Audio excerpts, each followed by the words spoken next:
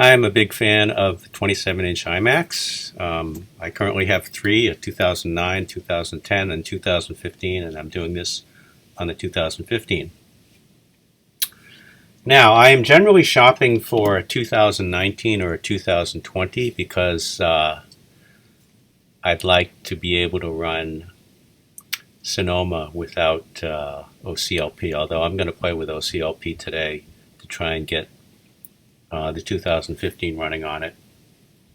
If it runs fine on that, I might just not bother, but I am shopping for this because I could give the 2015 to my wife. She has a 2018 base Mac Mini. So anyway, I thought I'd just go through the 2017, 2019, 2020 iMacs in my area and what they're going for.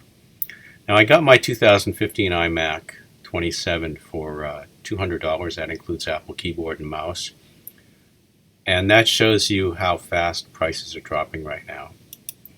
So here's a 2000. We're just going to go through these. This is a 2019.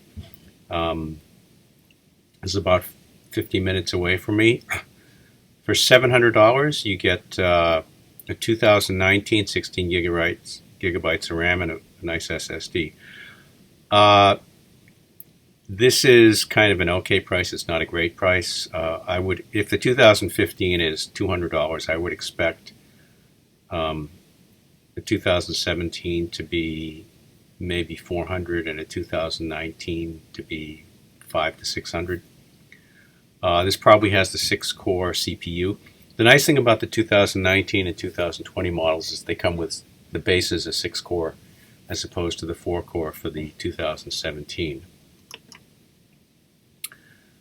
This is definitely one that I have my eye on. Oops.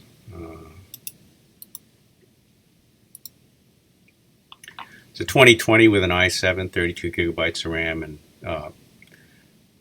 the 2020s all come with SSDs, so you don't have to worry about fusion drives and hard disk drives. It's got the 8 gig AMD Radeon. That might be base. This is an okay price. I guess I would expect to pay about $700 for this, so possibly $800. So was posted 22 days ago, so clearly a lot of other people feel the same way that I do. But I would like this machine. This is about maybe an hour away from me. This is an interesting machine, 2019, but it's high spec. It has a Core i9, which is pretty good Geekbench 5 number, 64 gigabytes of RAM, 1 terabyte SSD, 8 gig graphics. 1200 is definitely too much for it, as you can tell, because this was posted 2 months ago. I think this would be fine in the maybe $800 range. And this guy over here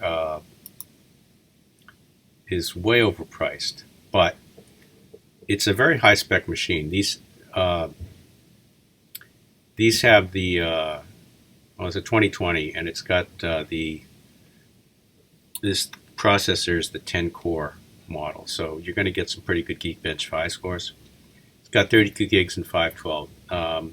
This was 1950 a couple of days ago. Now it's 1750, posted 18 days ago. I would guess that this thing would sell for about 1,000. Now they have 4 of them too. These look like they're brand new, and it's possible that they are brand new, but even a high-spec model, this high-spec model, the performance multi-core is comparable to a base M2 Mini, MacBook Air, MacBook Pro, whatever. So 1750 is not reasonable. Even if you maxed it at like 128 gigabytes of RAM and you had a 2 gigabyte SSD, I do not think it would move. So this is completely unrealistic.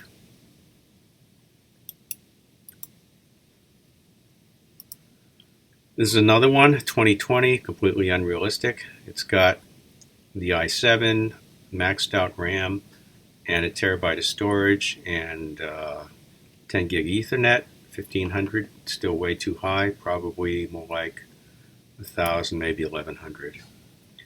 This guy is interesting. 2017 for $275, which is reasonable. 8 gigabytes of RAM, has an i5, 1 terabyte. It's got a Fusion drive and a base video card. If I did not have my 2015, I would go and buy this. It's a little bit faster than, well, the CPU is probably somewhat faster than my CPU, and I would just attach an SSD to it. I don't think these things had USB-C yet.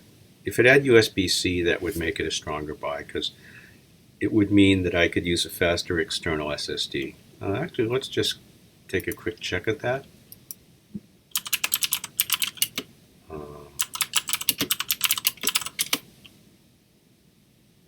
Ew. Let's see.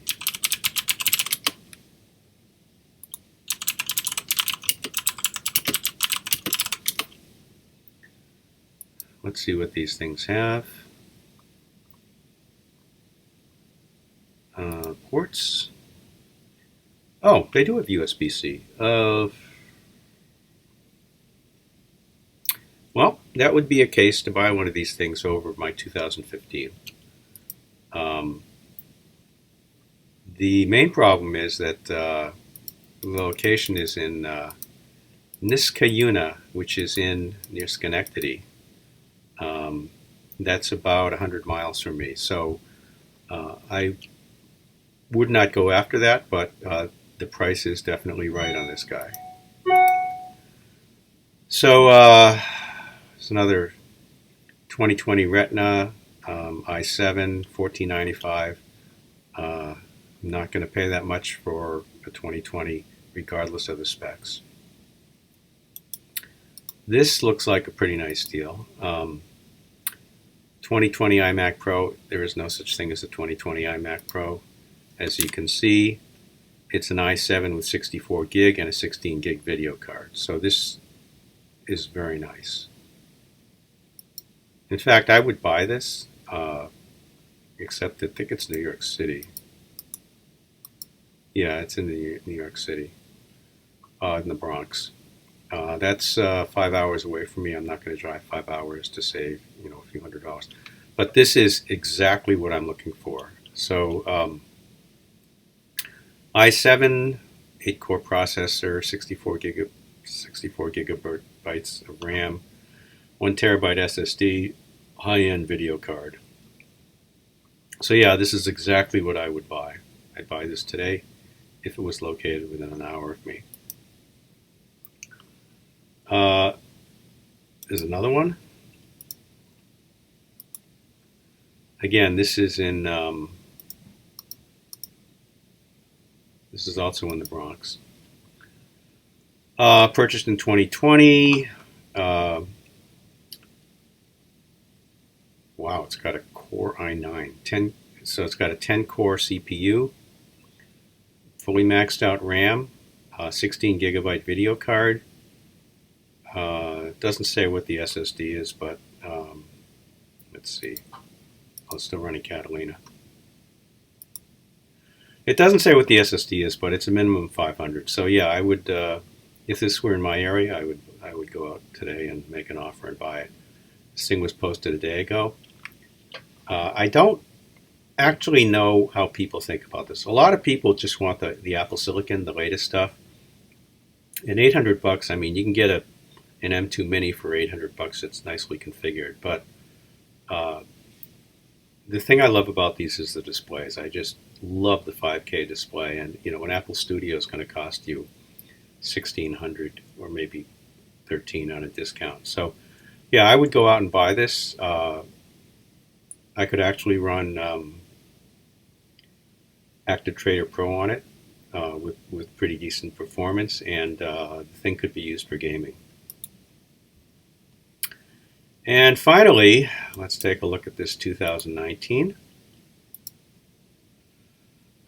So what do we got? We have, oh, they don't give you any information on. Okay, so it's an i5, 4 gig, 32 gigabytes of RAM, and 550. It's got a one. Uh, it's got a 1 terabyte something. If it had an SSD, nah, not even that. This is still too high. I'd say this should go for like $400, maybe. Yeah, $400 max. So anyway, that's kind of what I'm looking for in my shopping list. I would prefer the 2020s because the 2020s will probably get another 2 updates. The 2018 Mini that we have is getting Sonoma, so 2019 should get the update for next year, and 2020 should get the update for 2 years. So I wouldn't have to fiddle with OCLP. I have done OCLP on my MacBook Pro. It worked fine. I might, I probably will do it for my 2015 iMac just to see what it's like. But I would not mind having one of these, any of the 2020s listed here, because I wouldn't have to fiddle with OCLP. It would give me a huge boost in performance. The my 2015 iMac has a Geekbench 5 of about 2900. The 2020s, the 2020 i7s have a Geekbench 5 of typically 7,000 to 9,000, depending. Well, the 10 cores can have like 8,800. So that's what's on my shopping list. I know what I want to pay for these things, and what will happen is I will just be patient because these prices will come to me. I don't have to buy them because 2015 iMac does what I need to for now. So yeah, that's how I go shopping. Yes, I could buy a Mac Pro if I wanted to or whatever, but I'm just drawn to 27-inch iMacs. I do hope that Apple comes out with an M3 or an M4 or an M5 27-inch iMac, and I will pick one of those up, and maybe it could replace my studio. That's it.